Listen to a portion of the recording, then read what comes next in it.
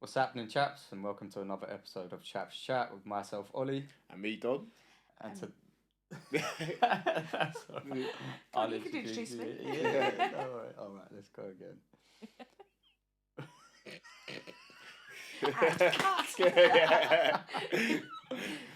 All right. 3, 2, 1. What's happening, chaps? And welcome back to another episode of Chaps Chat with myself, Ollie. And me, Dom. And today we have a new guest on, Priscilla. Welcome to the show. Thank you very much. Thank you for having me. You're welcome. All right, Thank you for it's a joining pleasure. us. Yeah. So just to start things off, just want you to introduce yourself to our viewers and tell us a little bit more about you. So my name's Priscilla.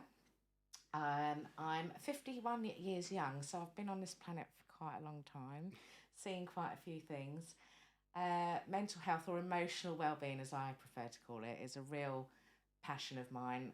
I've gone through stuff myself, which ultimately led to a heart attack, and that kind of just shifted my world completely. And I've just been on an amazing journey since then. Yeah. Sorry to hear about the heart attack thing, but obviously it started off a new chapter for you and obviously a new insight into your life. So can you just tell us a little bit about the lead up to the heart attack experience? I always felt that I was different. Always felt that I wasn't kind of like the same as everybody else, and obviously within the family unit, I always felt that I was kind of like the odd one out. Always battled against it. I was fostered when I was younger, so I was fostered from the age of 6 weeks to 2 years, and for me, that's kind of like the biggest bonding that you do at that age. And obviously, I was bonding with somebody else. So then, when I was put back into my family, my sister had been born then. So there was a lot of kind of like friction and tension. I always felt that they loved my sister more than me, and that kind of like became my foundation and my belief then. Right. And I was always the naughty girl, always getting into trouble and all the rest of it. So that just kind of widened that gap even more, because then she was like the star daughter. And then kind of carried on through life. And because of that and because of the energy I was carrying, I was then attracting that back. So, previous boyfriends were kind of like showing me conditioned love. So there's a difference between like unconditional love and conditioned love. And obviously, because I was throwing out conditioned love because that's what I'd received, Sure. that's what I was attracting back. So invariably, I got cheated on and this, that, and the other. And then, 2008, so I was just turned 37, I had a heart attack. Didn't know it was a heart attack. It was misdiagnosed by paramedics. And then that kind of like catapulted me onto my own healing journey. So I kind of went right back to childhood to kind of find out where these feelings came from. So it was like the big why question, why do I act like this? Why do I react like this? Why do people treat me like this? Why? And then all of a sudden, it's almost like my crown chakra, which is on the top, just opened right wide, and all the answers kind of came flooding through into me. I actually separated myself from my family in order to do that. So for me, it was kind of keeping myself around people that were positive and, do you know what? Not even so much positive, but they accepted me for who I was. There was an unconditional love there, as opposed to labels and coats that are stuck on you as you're growing up that you're no good and all the rest of it. And it was a good 18 months, and just kind of flew out there. And it was an amazing journey, really. And, one thing I'll always say to people is, people like to do the tangible stuff. So, like, you go to the gym because you can see your muscles developing and your chest is poking out and all the rest of it. Or you do your diet because you want to fit into your bikini for the summer and everything, because they can see that result. Yeah. However, for me, emotional healing is the best gift you can give to yourself, because the freedom and the power it gives to you afterwards. It doesn't mean nothing's going to come your way.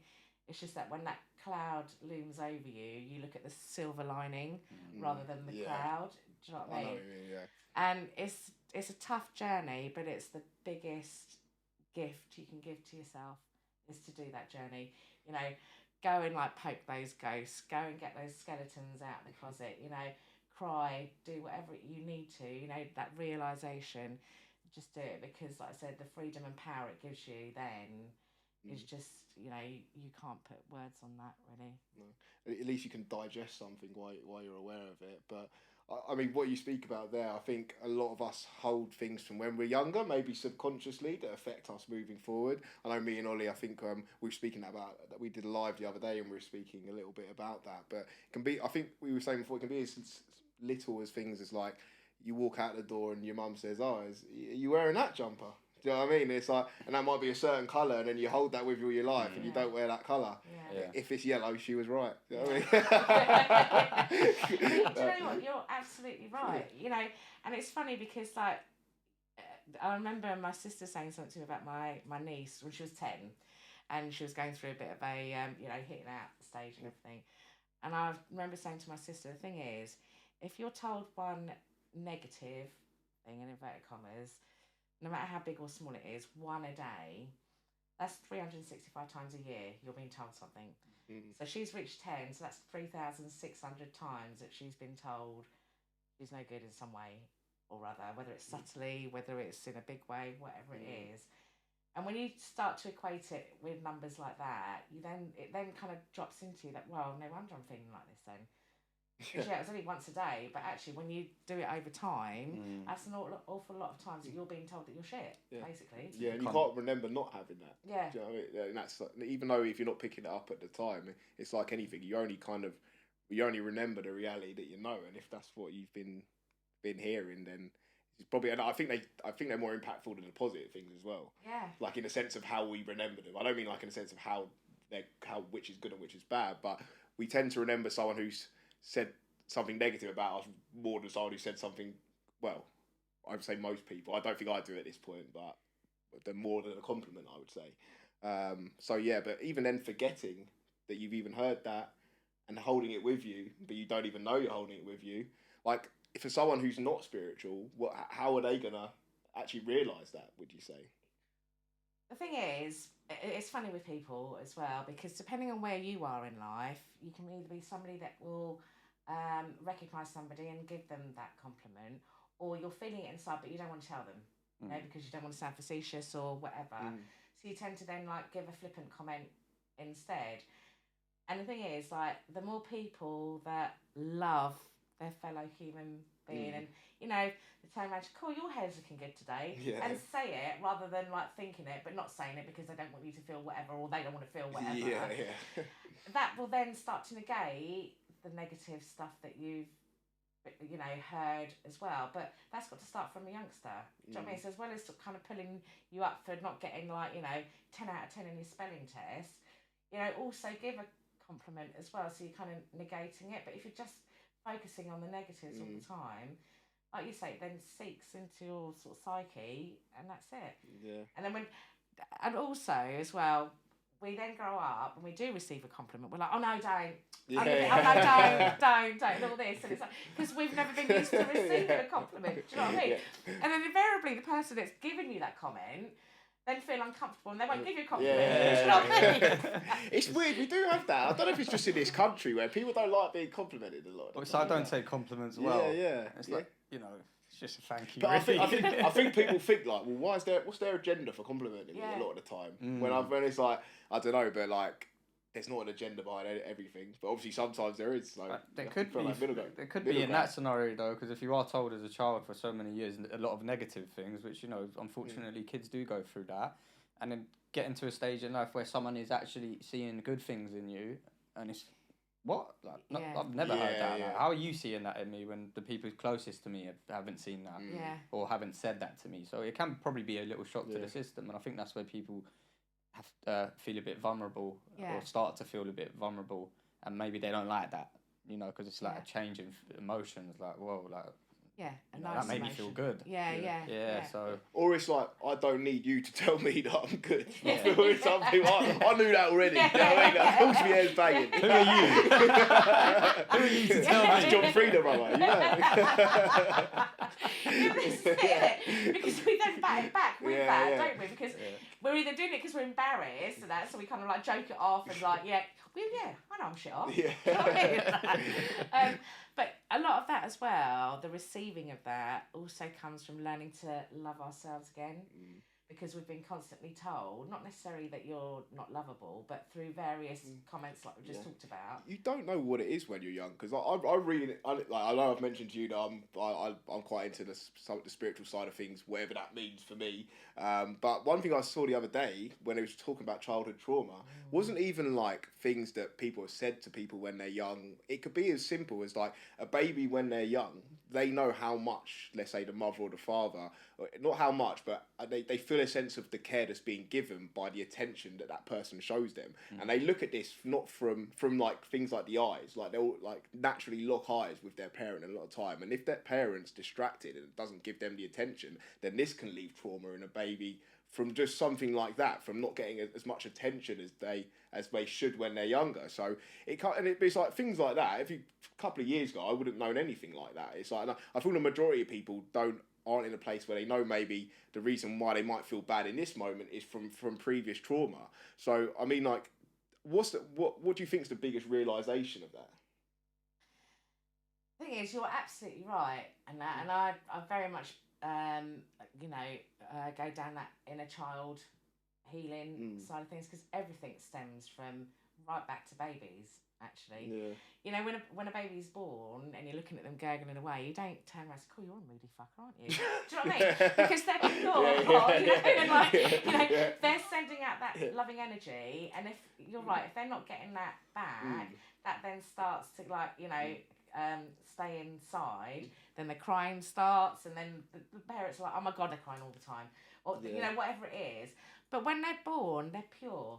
Do you know what I mean? It's society and us around that kind of like shapes that baby. Do you know what I mean? Yeah. Into toddler and then into young child and all the rest of it. And you're so right. Unless we kind of like recognise that trauma, and so many people say, "Oh yeah, but my childhood was great," you know, and it's like, well, okay, can you give me a memory? And remember somebody was saying to me recently, "Oh yeah, well." My dad used to, my dad this, my sister this, my dad this, my sister this. And I was just like, okay, so where's mum? And she sat there and she was just like, oh yeah, but she was around. And I said, yeah, but I've asked you to give me some happy memories from your childhood. And you've just listed me loads of examples with your dad and your sister. And she's like, yeah, but she was there. You know, she used to put dinner on the table and we'd go for family days out. And then I was trying to explain to her then the absence of a mother figure there. Do you know what I mean? From an emotional love point of view, not from a practical love where the dinner's done, the bath's run, and all the rest of it. It's the emotional side. And then she was slowly starting to get her head round that. Then that there are different types of connections and all the rest of it, and it stays within you. Do you know what I mean? Yeah, difficult, because I think like even for me now, it's like. I don't feel anything, like I don't feel any childhood trauma, but I know there's probably some in there. Do you know what I mean? But you don't know what it is. Like obviously, like where I'm at, I'll just sit there and meditate, and I'll be like saying mantras like release the trauma, this and that. Yeah, see it float off as it goes by. Not really. See ya, you know. Oh, I feel great now. That's lovely. But it's weird. But even to get, for me, like to get to that point where I'm happy, like when I'm brought in enough, let's say, to do that. I think it's been a bit of a journey in itself. But I think like we don't reflect as much on like earlier childhoods, obviously just because we haven't got the memory. But sometimes it's just a feeling of things. Like if you sit back and think like just ask yourself the question and feel what your body brings back to you. Like that's been quite beneficial for me. But also like a lot of people, they might be dealing with today problems and childhood problems, which I think probably the majority of people are, who are suffering from some mental health. It might stem from those problems, but that's affecting you in the moment. So I think to make that connection, let's say today, between something 10 years ago, it's just not. I don't think it's something that's just naturally comes to people's minds in a lot of sense. I think sometimes it's after you've maybe been in adversity, then you're looking for the answer or answers, and then you kind of come across that side of things. But was for you, I mean, what would you say has been the most kind of, I guess, impactful area for like the practice you do yourself, mental health wise, since the heart attack has helped you? It is that inner healing. It is that going back to childhood and recognising the trigger points. However, again, like we were saying just now about going to the gym or going on a diet, if you've really got a passion to do it, then you'll do it.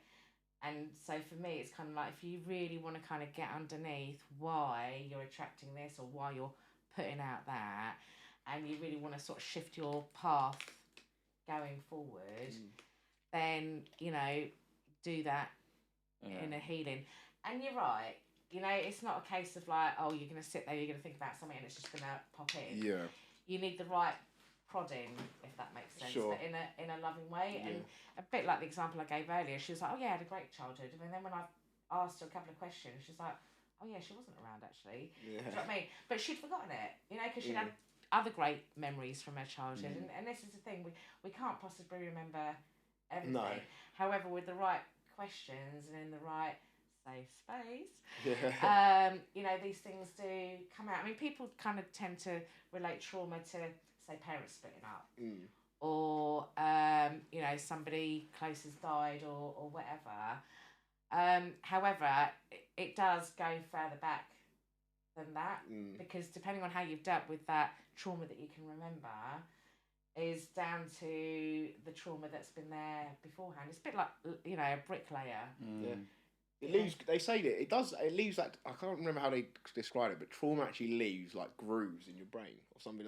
Then that may not be the word that they use, but like it's like you can look at someone's brain and you can see where the brain's under so much stress that it leaves like marks of trauma on the brain, which is crazy. Do you know what I mean? And obviously, I don't know if that was a bit of a random one that come up there, but I just thought I'd chuck a bit of science out there, seem a bit knowledgeable. But yeah, I think that whole side of thing is a lot of people's mentality is this like, well, if I'm not thinking about it now, best leave it, and it's all right the way it is now. But on the flip side of that, you don't know what the quality of life on the other side is when you deal with that stuff. And I know for me, just like my quality of life at the moment is the best it's ever been in a mindset sense. So I definitely recommend like opening yourself to that side of things. Like obviously, just I feel like there's a right time for everyone to kind of get into that mindfulness, and it's like you can't rush it in a sense, or you can't push it on people sometimes, because I could probably be a bit guilty of just talking to my friends about it all the time and stuff like that.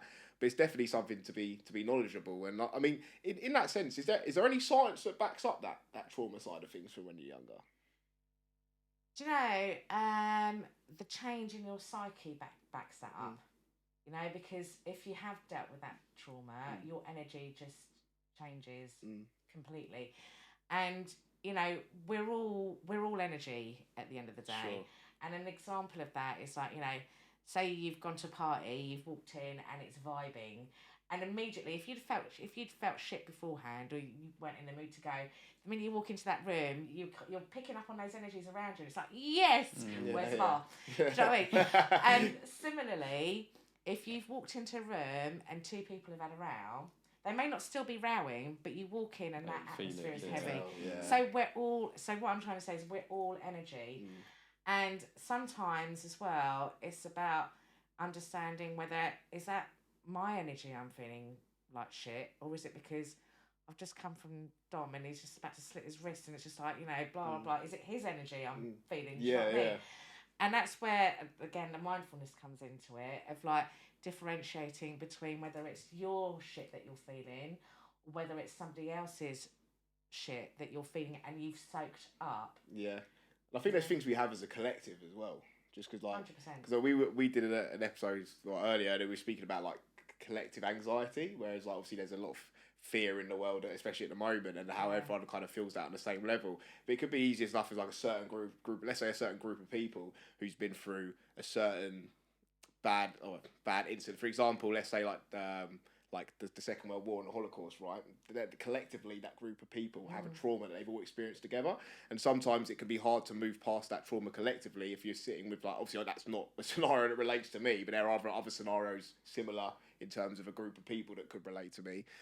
It's hard to let that go, because you could live with your family and you might have, let's say, digested that trauma or that issue that could be making your mental health suffer, but other people in your immediate sense are still dealing with that as well. So I feel like we have to be quite conscious of the people around us, and it's like, I think what's good is, like, I think my friends can pick up if I was in like a down mood, and vice versa, and that does make a massive difference. Like, just to offer a hand to someone in that space, and that's why we do this as well. So, like, as we always say, if there's not someone you can go to directly, then always feel free to pop us a message if you do need to digest in someone as well. Yeah, anytime at all. Yeah, energy I think is so big. Energy is a massive thing.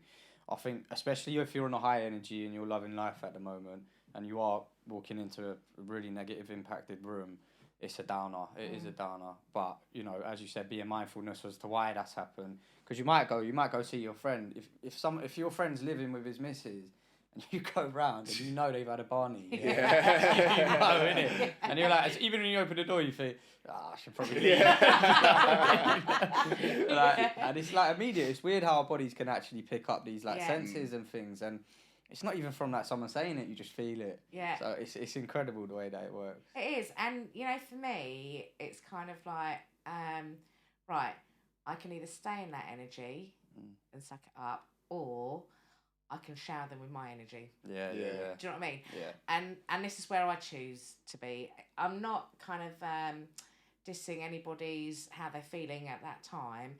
However, for me, it's like, I don't want them to carry on feeling like that. So I'm going to go in with a goofy dance or whatever it is. Do you know what I mean? Like, just to lift that energy. And if they want to talk, invariably they do end up talking. Do you know what I mean? If we're going to give the boyfriend and girlfriend scenario, it's like, yeah, she was fucking moaning because I left the toilet seat up. Yeah, but you've pissed all over the floor, blah, blah. And then you start laughing about it because you've raised their vibration anyway. It then becomes lighter. Do you know what I mean? And then you can just dissipate it. So for me, it is about kind of like, no, I'm not going to go and play in that playground. You're going to play in mine because mine's more fun. Do you know what I mean? Yeah, that's a good way of putting it. And try and lift their energy to the point where it's kind of like, whatever it was is either kind of like just dissipated, or they're more open then to kind of talk it out because they're feeling a bit lighter about it. Yeah, I think, and people, will appreciate that as well. Like, if you're able to go in there and do that, because I don't think everyone would be able to go. Not like they wouldn't be able to, but not everyone would probably have the mindset to go in there and want to boost that scenario. Most people would probably just take a step back. But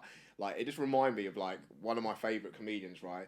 He's a guy called Joey Diaz, and he'll say like he was, when his friends, if they have like let's say his friends like if their mum or dad died, right? He said he'll call up and he'll be like, what about the brother? We get he's like, we can't let him get the money. You know what I mean? And stuff like that. And he says he's like every time I've done it, they go, you're a fucking dickhead, but I appreciate that because I needed that. Needed that, and it just kind of changes that dimension for them in terms of like what that energy they're feeling right now. And because it is, I think as humans, we're in one mindset 1 minute, and next minute it can be something completely different. So it's just like having the ability to sometimes shift from that, or say no to whatever energy is there bad to resonate with. I said the word resonate so many times. How do you spell it? That's the question. With you picking up on these things, Priscilla, like walking in the room and making it your playground, so taking that into your experience working with people who suffer with mental health issues, like, have you always been that character like that after your heart attack?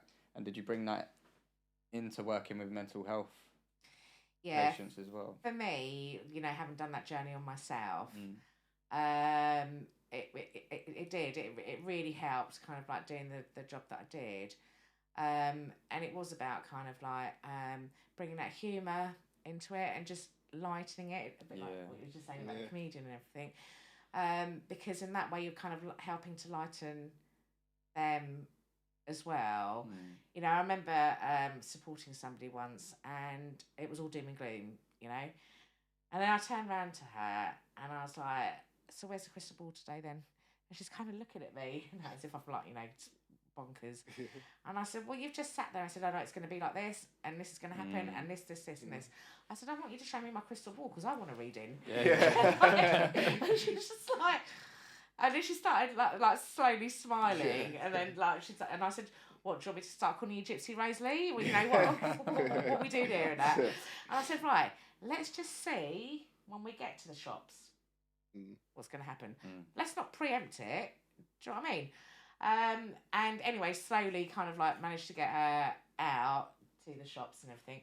But it's kind of like when you've reached a stage on your journey, and because you've been there as well, you know the things that will humour. They say there's that saying, isn't it? Laughter is the best medicine.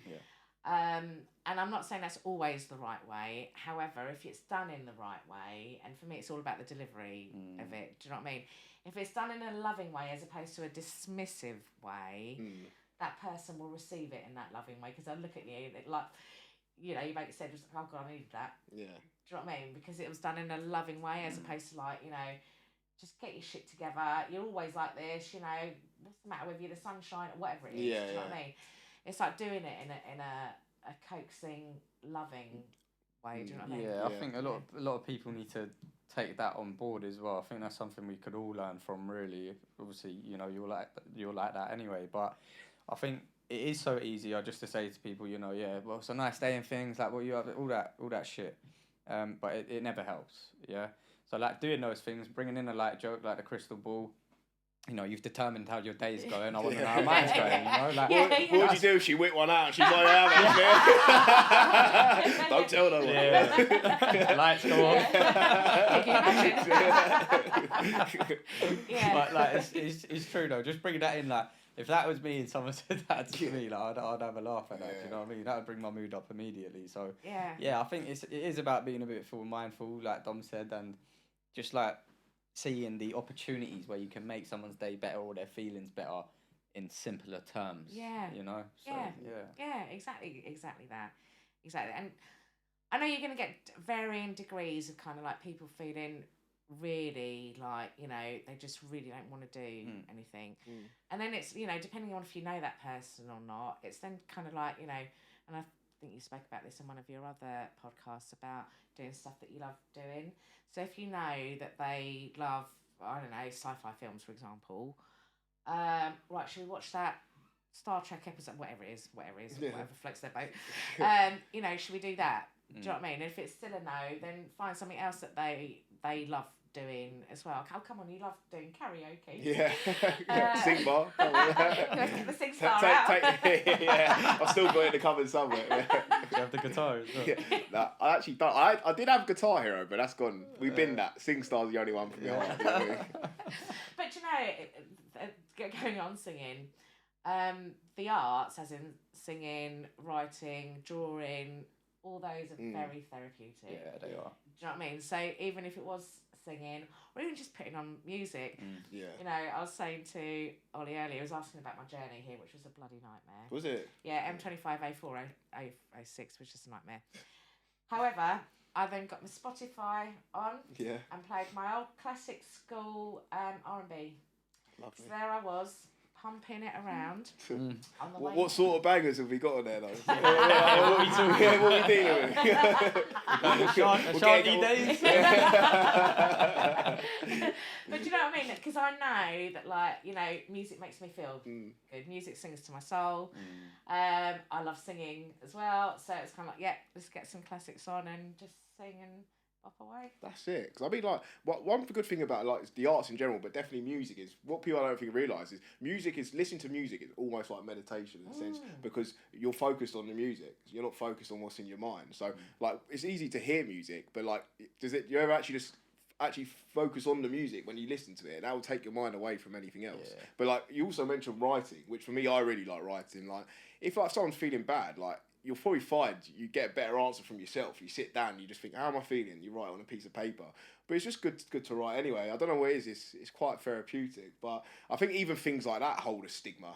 Like, do you know what I mean? It's like, oh, what, I'm going to fucking start writing. Do you know what I mean? I know definitely we've got mates that be like, well, I can start writing. Like, what am I going to write? Do you know what I mean? Stuff like that, where it's just like, really and truthfully, it's just stuff that like we all do as humans, and it's like they're simple things to do in life. You don't need anything to write or to sing or anything like that. So maybe try the simpler things to make it better, maybe more than some of the more advanced things. I mean, because I know that probably the simpler things have helped me more than stuff like medication, which is more advanced. Do you know what I mean? So I definitely recommend that. Well, do you know, it's funny as well with because you know, you have colouring books for adults and that. Do you? Yeah, you've got colouring books for adults, and I've recently seen ones that I don't know how long they've been out, but there's mindfulness colouring, and it has sayings in there. Oh, I'd like that. So and oh god, and it's so in lockdown actually, I got some coloured. I'll send you the link. And it's got things like, you know, I believe in me, and you colour it in because it's got like different sections that you can kind of colour in, and then the other day on Amazon, I saw one that was a swearing colouring book, and I thought, oh my god! So when you're feeling shit, you know, you want to get it out, kind of thing. You know, you've got colouring books that got swear words in there. Do you know what I mean? That you colour in and all the rest of it. You still get to say it though, don't you? Once you coloured it. You what? Done that one. But because that's a therapy, invariably that feeling that you're feeling will then start to slowly go as well, because you're then focusing on the colours. It's like you've put it out there then, because it's like you've almost put the energy into that word, even though it's not, you're not voicing it. That's quite clever actually. Yeah, and also because you've got your row of felt tips or whatever it is, you're choosing the colours. You know, so you may start off doing blacks and dark blues and moody colours, then all of a sudden you're reaching for the pinks and the purples. You know what I mean? And it'd be amazing to see that picture just transform from when you first started colouring it in to at the end, where it's all like, you know, a little rainbow at the end as well. You know what I mean? Nice. But yeah, you know, and those things are simple, like you were just saying, cheap. You know, it doesn't cost a lot to get that sort of stuff. But yeah, I think we've been marketed as well, and with the advent of social media, which is just, you know, social media is amazing in one way. However, as you guys know as well, it's very destroying in another way. And certainly, so I've got an 18-year-old daughter, you know, that generation, and I suppose yours as well to a certain extent, you know, you live off of social media. So if you're seeing negativity all the time on social media, you're living that, you're breathing it, you're then soaking in that energy, and then you start then mirroring that. Do you know what I mean? Because you're seeing so many TikTok videos, so much on, you know, Instagram, whatever it is, whatever the platform is, so much of it on there. Do you know what I mean? And for me, it's kind of like, if I could get rid of that, or put a sensor on it, or put some sort of program bug into it that like... Well, people do, I'll be honest, it's like, don't get me wrong, there's some things that aren't escapable on social media, right? Like, for example, Facebook, you just... there's never been so many people who want to send me a message. Do you know what I mean? Like, literally, you get it from anywhere. Like, and it could be anyone from anywhere all over the world. Like, I don't know why they let that happen anyway, to be honest with you. But that's one thing you can't stop. But, like, for example, the way I think of it on Instagram, there might have been pages, like, that I used to follow that are giving, like, normal trends, mostly negative, more than positive, some positive. Delete those, like, because you get a choice of what you're feeding yourself. So that's the way. Now I just follow things like, let's say something that's a spiritual page, people that are maybe like building business, stuff like that, stuff that I find interesting and that's positive. So that's what I would say to anyone. But I find then people like to watch that stuff. Really and truthfully, it's like people in a way, like if you look at life, like even ourselves, we like pain in some sense. Like people put themselves through suffer. It's like when you want to stop something, maybe someone who's addicted to drugs could go out there, but there's something in their mind and they call it the pain body or the pain mind, and they'll keep doing that again. So in a sense, it's like, I think it translates to social media that people like to watch the bad stuff just to see what that's like. It's almost like a thrill, like to see what happens. But then again, I feel like people just like, if you see videos of people fighting that, people love to watch that stuff. Like, you pay for it on TV. So it's difficult to find that middle ground with social media, because there is so much good in it, but there's also so much bad. But I feel like that's kind of like a lot of things in life. It's just like, how do you differentiate it to make it that you're receiving the right content or the right types of energy? You can't follow Chaps Chat on YouTube. That's how you're gonna get what you need. You heard it here first. Only positive. That's it. But you know, with that, you've got the choice. yes and no, depending where you are on your journey. Because when there's somebody that is feeling that pain inside and they're wanting to watch more pain, sometimes it can be because they can't express their own pain. Yeah. So by watching somebody else's pain, it's kind of like releasing them, but it's not, because it's also keeping them in that pain. Do you know what I mean? And it's about, like, you know, an outsider, whether it's a friend or whatever, kind of stepping in and gently coaxing them to another, you know, Chaps chat channel or something. Something more like positive, that. yeah. No, it's true though, because it's like music or films, right? If you know, right, let's say for instance, I'm open with my, like, how I feel, yeah? I don't mind saying how I feel, obviously, otherwise I wouldn't be doing this. Really? Yeah. Really? Oh, we never knew, mate. Yeah. Tell us, please. I think I'd be fired if I did it. But, yeah, so it's like, but actually showing my emotions sometimes is what I struggle with, right? So for instance, crying.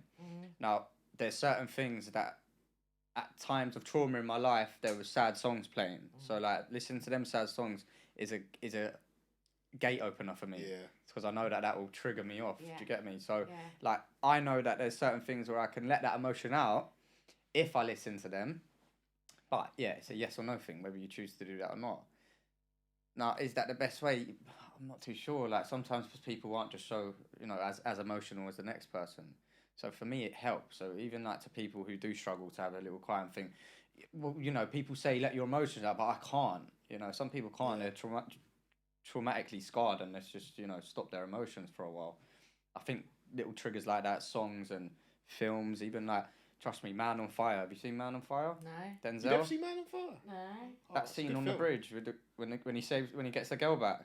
Oh, that's a teary eye one, mate. That's a teary eye one. And that film's full of violence. That's like that wasn't a teary-eyed film. I was thinking it was like an action film. Mate, that's what you Guns do. blazing and that. You know what I mean? Yeah. So it's, but yeah. So, how interesting was that? Yeah. You two then. So you've honed in on the emotional scene in that. I know you've watched the rest of it as well. And then you've come back with like, oh, is it? And I know it's all in jest. And it's really interesting how the human psyche. Yeah. I never felt like that for that film, to be honest with you. I'm telling you, watch it again. This time I'll be thinking. But you know, they say though that like crying is healing. Yeah. And certainly with the male gender, you've had that beaten out of you since you were a little boy. You know, if you started crying because your sister hit you or whatever, like, what are you crying for? You worse, man up. Do you know what I mean? Yeah. And all those repetitive comments that have been said to boys when they're younger, even as far as like, you know, don't play with your sister's dolls, you should be playing with your Action Man or your car or whatever it is. Yeah.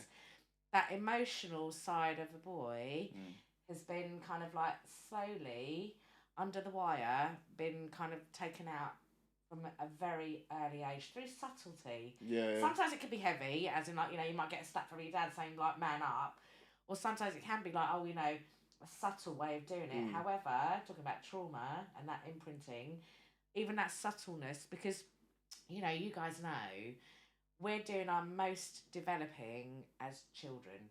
You know, we're learning everything. We're learning to walk, learning to talk, learning to eat. Mass development is going on between the age of 1 and 7 because we're sponges. I mean, you've had that all, you know, we always say that children are sponges. Yeah, we learn so much about everything, whether that's negative, whether it's positive. And if it tends to be more negative, then that's what we're learning as a child. Do you know what I mean? And then invariably, we're then repeating the learned behaviour that we've seen around us. Yeah. Do you know what I mean? And then unless something happens to us later on, you know, we may look at it, we may think, oh, well, that shit's happened and I'll just carry on. Do you know what I mean? Or we may think, actually, that was heavy shit that happened. Why has that happened? You know, why have I reacted like this or whatever? And we may then, you know, do something about it. Yeah. Yeah, no, it's true. It is very true. I think it's going to everyone's point of view on that as well, isn't it? About doing something about it. And, you know, it does take a lot of courage to nowadays to do things, and especially with the comments from being a young boy or watching an alpha male in your family because of how their dad was. Now for me, it's like Irish descent, and that is old school, and there was none of that. Like none. Nah, mate. Not even anything. Do you know what I mean? Like, so I think being brought up in an environment of your descent as well, and where you've grown up is a huge factor into that for young boys. Especially being, you know, watching men usually go to work, come home sometimes, just go down the pub. It's like these sort of things which are actually staying in your head for when you grow up. But it's about you changing that, you know? And I think breaking that cycle is an important thing to do in terms of that, because times are changing and things have changed now. You know, you can't really do that. You can't just go home and that's it, put money on the table, go to the pub for a week. Your bird ain't gonna have it. You know what I mean? No, they got rooms upstairs. Yeah, your bird ain't gonna have it. Like, she'll be on her toes. But back then it wasn't. It wasn't like that. You know, fair play to women. They stood up and said, "Well, fuck you, mate." Like, that's, my granddad, listen to this though. My granddad, he tells me, he's like, my mum will tell me as well. That he used to go down the pub. He'd take my mum and Marty with him, but he said that they wouldn't let anyone in with the children, but he said everyone else would take their kids there and left them outside as well. So all the kids would just be outside. He said, there'll be all these prams outside the front of the pub, and then like all the fellas are just inside. Do you know what I mean? But I don't think people do that now, just the way the world is. But I think things that like, it seems, from what I hear, it seems a bit simpler. Like, or people like, I don't know what the word for it is, but it's just like you just wouldn't see that happening now. Not necessarily because of the dad side of things, but I don't think people would just feel comfortable leaving their children outside a pub. You know what I mean? Like that, to be honest with you. The landlords got clever, mate. They let them in till 3. And that's the thing, isn't it? Like, for me, it's kind of like it's then. So for me, so my daughter's dad was chauvinistic, basically. And so I split up with him when she was 3, because for me, I didn't want her growing up in an environment thinking that's what a relationship was, with the disrespect and all the rest of it. Whereas there's, and that was a lot to do for me, especially my culture. You know what I mean? Where you just don't leave and all the rest of it. But I was black sheep of the family anyway, so just kind of like, another step in that direction, really. But for me, it's kind of like, it is thinking about our future generation. Do you know what I mean? It's funny, I was in an interview the other day and they asked me something, and well, George Benson sang it as well, but Whitney Houston. Give me the night. No. Oh God. I believe the children are our future. Teach them well, let them lead the way. Greatest love of all. Oh, I don't think I actually know that one. Oh. No duet. If I knew it, yeah. Karaoke king, you don't know that. That's where forgetting's benefiting me. Well, that beginning of that song is so powerful. The children are our future. Yeah. We need to teach them well and let them lead the way. So for me, it's like, there has to come a point. Actually, there doesn't have to come a point, but it would be nice where people would sit there and like, you guys are young, would sit there and think, actually, do I want this for my son or my daughter? Yeah. Do you know what I mean? Do I want my daughter to end up with a narcissist or a depressant or whatever? Similarly with my son as well. Do you know what I mean? What can I do to change that now? And even if you're shifting change just locally, that will have a ripple effect, because as you're shifting energies, it's a bit like I was saying earlier about, no, they're going to come and play in my playground. Because your energy is shifting, invariably you're going to shift energies around you. But if you kind of stay in their energy, then you're not shifting fuck all. Yeah. Do you know what I mean? Yeah. So it is about kind of, and the more people kind of like look at you guys and think, oh my God, they've come from here and look at where they are now, you're empowering them as well. And it opens, like, that's obviously our goal with it, to open people, open obviously everyone, but specifically men up to those conversations. And it's like, that's just like a domino effect. So one person becomes more open, they speak to their friend, he speaks to his friend, and it goes on from then. And it's like, I think that's the way, like, only through, I guess, helping other people do we kind of change the collective circumstance. And it's like, I can't imagine this is the world that everyone wants to live in. Do you know what I mean? Like, if like, do you know what I'm saying? There's something like, if you say that question, then I don't know, but One like, thing everyone yeah, wants, at least. it changes from mindset. Like that's not all for us to have the same mindset, but it's more of like a thing of like of love, really, like and compassion. Like that's what will change things and make everyone have a better relationship with each other. But it can be difficult sometimes. Put yourself in that circumstance, like you said, where you may be around someone whose energy isn't good, and you're even trying to do that work with them, but that can have a detriment to you as well. So it's quite challenging. Yeah, and I think as long as you're going in, you know, we've all got to kind of be mindful of our boundaries as well. You know, and you know, we've all got friends that kind of like are particularly draining. Do you know what I mean? And it's kind of like, right, okay, what mood am I in today? Actually, I'm not feeling strong enough to overpower them today, so I'm not going to see them. So it is about respecting you as well and knowing what you're willing to kind of like go to and what you're not willing to, because at the end of the day, we're all on our own individual journey. Yeah. It's a bit like that horse to water scenario, isn't it? You know, we can take them to the water. Are they going to drink it today? No, because I don't even feel like drinking it today. So actually, do you know what? We're not going to drink that water today. And it is. It's a bit, you know, because the more you're loving yourself as well, because that's what it boils down to, is loving yourself and respecting what you're prepared to kind of give and take today, the more you're kind of like encouraging others to do the same. You know, because if that person, for example, was just then like, I can't believe you abandoned me when I was feeling really shit that day, it's kind of like, yeah, okay, I get that. However, I wasn't feeling 100% either, so we just wouldn't have been any good together that day. Do you know what I mean? It's not because I didn't want to be there, but I needed to be there for me that day because I was spiralling a bit. Do you know what I mean? It's kind of like, actually, I wanted to have a duvet day, and I just wanted to eat shit and talk shit. You know, myself that day. Do you know what I mean?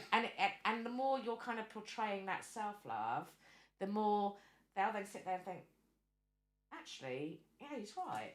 Actually, do you know what? Because, like, you know, when I was with Ollie the other day, God, he did something. It's like, I shouldn't have even bothered going.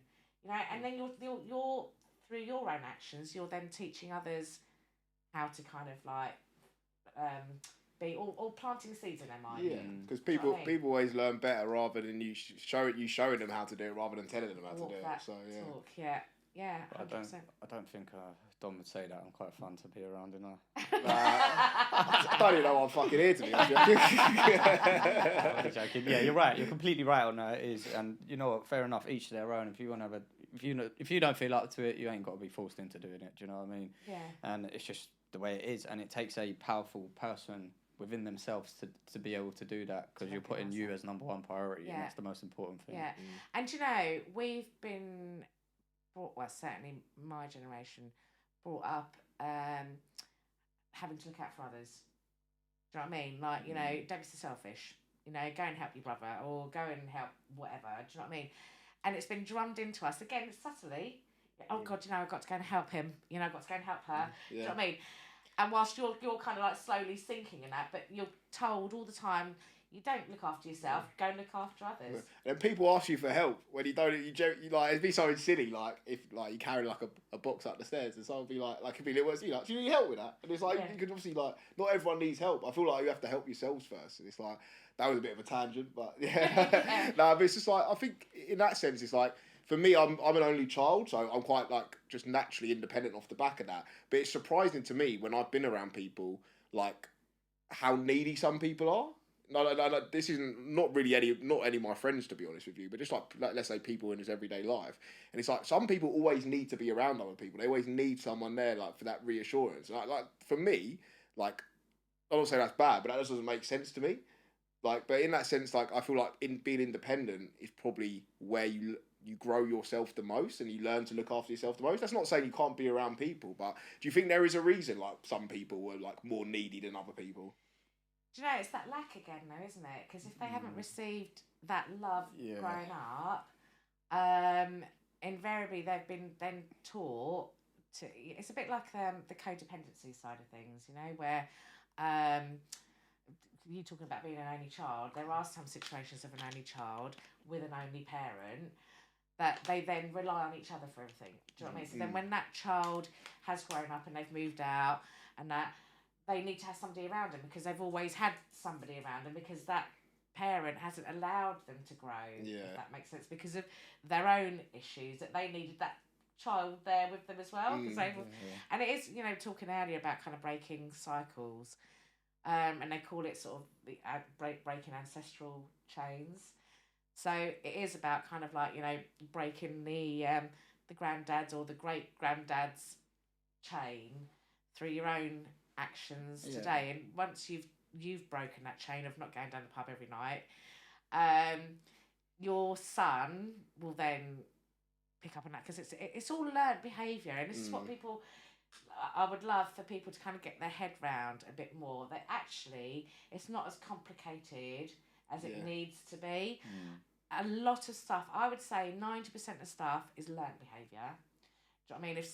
If you've been brought up in an aggressive environment, well, you've learnt to be aggressive. Yeah, 100%. Do you know what I mean? You're not aggressive. It's like going back to the little baby earlier. We don't look at that baby and say, you're an aggressive little baby. Yeah. You don't. Stop swearing up to me. Yeah. And this is the thing. Depends how tight they grab your finger, though. It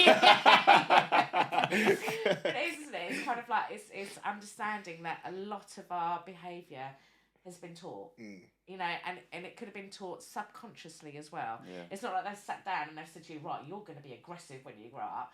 You're watching it, you're feeling it, you're feeling that tension, you're feeling those emotions, you're seeing the fallout of that aggressiveness and invariably, because that's the only thing you go down that route. And so for me, it's kind of like, encouraging people or empowering people to realise, actually, that isn't you, it's what you've learned. And just as easily as you've learnt it, you can unlearn it. Do you know what I mean? But it takes big balls to do that. Yeah. And wanting to do that. 1,000,000%. I think, it's like the sponge, isn't it? So picking up on negative and, like aggressive behaviour patterns, 100%, but it sticks for you for years and years to come. And I think it's like when you get older, you have like flashbacks of your childhood sometimes. It could be because you might be speaking to a parent, let's say, and you think, that seems familiar to me. You get that sort of behaviour that you're doing now, and then like something can trigger in your head to remind you of when you was young. And for me, that's like, it answers a lot of questions as to why some of your personality traits or your characteristics are the way that they are. It's just that you've forgotten about them as you got older, but it was always there when you was younger. Yeah. And that's that. It's a scary thing, because how much is actually in our brain that we don't know about. Well, with trauma, depending on the trauma, we lock it away, never to be opened again. Do you know what I mean? Until something comes along big enough for that to explode within you. Do you know what I mean? And then it and even then, depending on how deep we've packed that trauma, it may only come out a little bit. Do you know what I mean? Like if we're talking about, say, abuse, for example, let's say mental abuse, where you were constantly, had mental abuse when you was growing up, then you meet a partner who one day just turns around and says, oh, for fuck's sake. And that's all they would have had to have said. Yeah. And then all this bling, bling, bing, bing, bing, these memories come flooding through, and you just rear back at them, not actually realising, and then later thinking, what the fuck? Why did I just go off like that? Like some sort of nut job. But then it's about kind of, and then a lot of people just leave it there. Oh, well, it doesn't matter. I'll just apologise to them later. For me, it's kind of like, right, if you've recognised what the fuck was that, start to unpin it a little bit more. I'm not saying to people you need to go and sit under your palm tree, legs crossed, arms out, and all the rest of it in the yoga pose. But if it does bother you, then just take a few moments more to think, okay, why has that bothered me? Yeah. Do you know what I mean? And if you're really wanting to know, that answer will drop into your head. Yeah. It really will. You just need to be open to it, and you have to want to know why you've reacted like that for some reason or other. And then that's just like a chain of events then, because the more you exercise that, the more the answers will come to you, and the more the healing can then start to take place. Yeah, definitely. I was just thinking there where someone, not like a specific time I experienced that, but sometimes, like, let's say if you're in school, but then someone could tell a joke about you, there's like this banter, you're having banter, but then there's something underlying that actually makes you that joke hit harder, but that person's not to know that joke hit harder. And like you almost go to react in the sense of how that the full impact of it, but then you remember, like that he doesn't know that sort of thing. So yeah, no, it's definitely I can see where that sort of things. Well, I've experienced that in my life, I think. But I think that for me, even with I'm not going to say with trauma, just with anything, is with mental health. The biggest tool, or one of the biggest tools I have, is being the observer of it. Like if you're able to be the observer and then make that choice, like okay, do I want to? It's like, do I want to take that thought or do I not want to take it in that moment? Obviously, if you're seeing red and you have an anger, that's probably not a moment where some people can be the observer if you're that angry, right? But I think that's what you need to do in any circumstance. If anything, if you think anything that doesn't feel right to you, or if you're thinking about trauma, like think about it. Like, is that something that yes, it's happened, but do I feel the way that I'm thinking about it? Because also, like, your mind will tell you how you think about things, and that might not actually be the exact way that you think about it. So it's just like also taking a pause for a second when you think, and actually taking a look at that and thinking, is that something I want to take in even before you start doing work on it? Because what I find, a lot of stuff is like you just isn't actually what you think, and you just want to put that to the side. However, there are some as well that because I'm the same. Do you know what I mean? And for me, it's kind of like, actually, do I want to feel that sadness or do I want to feel that anger? But before that, I remember before my heart attack, and I've been asked to speak at quite a few conferences, and one of the things I kind of used to say was like, before my heart attack, I could have won Drama Queen of the Year award, year after year. Do you know what I mean? And it was funny for me to say that, but it was true because I wasn't even in a space to stop and think, right, why am I reacting like this? Do I want to feel like this? It's like, yeah, I want to feel like this. I want to feel shit. I don't want everybody to know that I'm feeling shit. Yeah. Do you know what I mean? Because, it's poor, woe is me, and I just want to, like, cry on somebody and, and all the rest of it. Because I wasn't in that space then to know that there are other ways of dealing with stuff. Yeah. And, a lot of people kind of like gloss over it as well. And that's the worst you can do because all you're doing there is you're just sticking a plaster over it. Yeah. And then invariably that blood's going to come seeping through that plaster and then the plaster's going to fall off and then that big wound is still going to be there. So it is about dealing with that wound deep, and it's the best thing you can do for yourself, really. It is, yeah. It's just scary, isn't it, sometimes, because you don't want to bring back some emotions that you felt at that time of actually in-hand experiencing that, especially with trauma. So, yeah, I do understand that. But I've had to do it a few times because it is as you said, it seeps through. And it will continuously seep through, and it will keep going, and you'll continue feeling shit, and you'll continue having bad energy, negative thoughts, all of that. So you do have to really get into it. You have to actually get emotional with yourself and like really dig deep and just have a proper sit down and a think and a talk to yourself. And I think it's so important to do that. There's nothing worse than sitting on things for years and years. As you said, for fuck's sake, that's all it could be. And it's like, bang. Yeah. All that shit that I've been holding in is like, your mind's telling you, well, this is your release now. Do you know what I mean? And that can end up in a bad way for yourself and for anyone around you, especially if it's really that deep and, especially if it comes from a violent background. Because it's like symmetry, it reflects because you've seen that and you think, well, yeah, like, that's what's in my head. That's what's in my brain. That's what I'm telling myself over and over is what's hurting me. So I know that's going to hurt someone else. Yeah. Scary way. It's a scary thing, trauma, but it has to be dealt with, as you said, 100%. Yeah, otherwise it will always hold you back. Yeah. And at the end of the day, it's kind of like I said earlier, do you want your children to have the same sort of life as what you do? Because invariably, if you're if you get sad a lot and that, your children are going to be growing up in that energy, and invariably they're going to start feeling sad because they're going to want to help their mummy or their daddy. They can't because they keep being pushed away, or mummy or daddy's lying in bed all day and that, and it's like, again, the learnt behaviour side of things. So it's kind of like, is that what you want for your future? Do you know what I mean? Do you want to teach that to kids? And I know that when you're in that space, you won't think of that. However, if you've got the right support around you and the right encouragement, it's a bit like, you hear stories all the time where, you're saying about drugs earlier, some big druggie that, you know, met the local pastor or whatever, Yeah. and, you know, he's kind of shown interest in him. And that's all it's taken for him to think, actually, do you know what, there is another life apart from dealing. Yeah, do you know what I mean? And you hear those stories all the time, and it takes one person to kind of like click. To show you something different. That's it. Well, sometimes when you're such, I can speak for myself. Like when I was younger and I was depressed, I was just such a down a deep hole. I thought I was that you can't. I didn't see anything outside of that. I was like, well, there's no point in trying anything because I know nothing's going to go to plan. But then at the same time, I had that bad trait of feeling very sorry for myself, not because of the depression, because of life. Yeah. And that's one of the worst things. Like because it's at the end of the day, everyone's got. Not an exactly equal chance, but everyone's got a chance to do something. So you can't feel sorry for yourself over other people. Obviously, bad things happen to everyone, but it's difficult to get out of there until someone kind of shows you, like, look, like it's not the end. Like it's a lot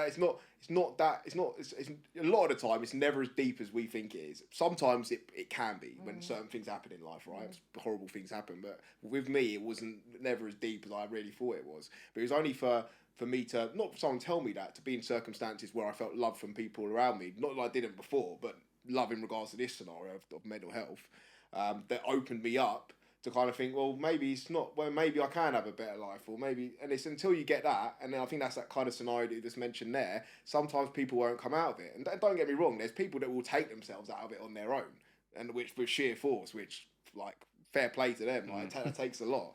But a lot of the time, it's just getting that different view of life. And because obviously the view that you have as a negative person isn't a realistic view and isn't a good one either. Well, this is it, but it does. And, you know, I would just urge anybody that, like, you know, if things aren't working out, you know, unfortunately, mental health, as you guys know, is huge over here. But that then puts a strain on the services that are available. Sure. I mean, I remember when I went down the counselling route, it was like 18 months to see a one-on-one, and then they put me on a CBT course instead, which was just amazing. Yeah. But you know, and I didn't know what CBT was at the time, but you know, I would encourage anybody, if they've got a chance to do CBT, then to do CBT. Yeah. But what I'm saying is that, like, there are other avenues as well. Sure. Do you know what I mean? That you know, like, there's, for instance, there's you guys. You don't work for the NHS, you know, but you're here as a support. I love helping people. Do you know what I mean? And especially because emotional well-being is such a key passion for me, because I've been there and I ended up having a heart attack because of it. I know that you can turn your life around as well. However, I would come at it from a spiritual, bigger picture point of view. And it's funny, as talking about writing earlier, there is an exercise I do called the left brain, right brain. And actually, maybe after this, not today, but I'll do it with you two. It's very quick, but you do it and you think, because it's really like, wow, and it's such a simple exercise to do, but it's kind of checking in on your feelings at the time. But anyway, I digress. So what I'm saying is that, you know, as well as the conventional route of going to your GP and then, you know, being referred here, there and everywhere, getting tablets, which are, anyway, whatever. There are other arenas as well. Do you know what I mean? Like, you know, the sort of alternative therapy, as it were, you know. So, yeah, don't feel that it's ever just one way that you have to go down. There's many ways. Definitely. It's like, I was just going to say, people forget that, like, the medicine we have now has only been around for so long, right? Yeah. So, like, and I'm not going to get into the story how that come about, but but there's lots of different, and it's like, well, all I would say is, for me, when things were really bad, like, not anything, but anything within reason, I would have tried to get me out of there. So you deny it to yourself if you don't try it. Like, if you try something, it doesn't work for you, move on to the next thing. But if you're suffering, then you got to give yourself that chance, because I've never come across anyone who's had a bad outcome from any type of spiritual practice, whatever that may be. Do you know what I mean? So, and for me, obviously, I can tell it's worked for me, and it continues to work, and just kind of just bettering already a good life, making it even better. Do you know what I mean? So I definitely recommend it, but obviously it comes with time, and we need society to become more open to these things, and like to sort of making them so taboo, like that some spiritual practice hasn't been done even longer than the medicine that we take now. So if you're going to look at things in that respect, because people maybe would, but like they need to be kind of teaching in schools about it, not just about that, like obviously about other things, like obviously herbal medicine's a big thing. I don't know about for mental health, but I've never used anything for mental health, but at least give us the information, and then people can make up their own minds. Like that's one of the great things about doing this, is because we can get information out to people, but there's just not but you get information out. I'll do that again. That's one of the best things about doing this, because we can get information out to people that they're just not going to be getting from any other avenues, which is obviously great for me and him as well, because we learn every time we do this, as we have today. But yeah, I think we probably could have talked for another 5-10 hours. I know, yeah. It's gone quickly, hasn't it? It has, it's actually flew by. But yeah, it's been a really great chat, and I think we could have a lot more to talk on. So I think that's something that we will discuss about in the future, because there's a lot more other things, but not my house, not my rules.